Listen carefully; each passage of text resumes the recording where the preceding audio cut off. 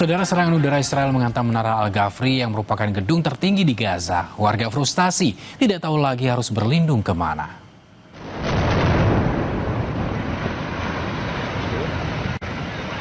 Rekaman eksklusif memperlihatkan gedung setinggi 20 lantai di barat kota Gaza runtuh akibat serangan udara Israel. Gedung yang dulunya adalah kantor berita internasional ini dituding sebagai tempat Hamas menyembunyikan infrastruktur. Israel sempat memerintahkan evakuasi sebelum serangan. Gedung ini dikelilingi tenda pengungsian.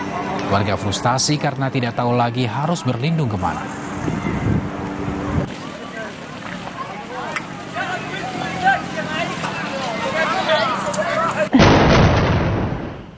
Sebuah truk pengangkut soda terperosok ke dalam lubang besar atau sinkhole di Meksiko pada Sabtu waktu setempat. Tidak ada korban dalam insiden tersebut.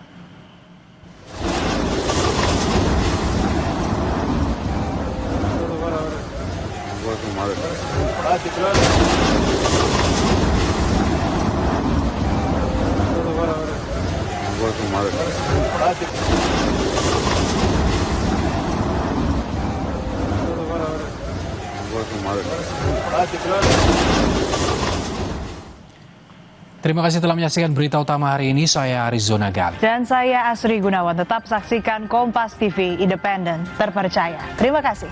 Sampai jumpa.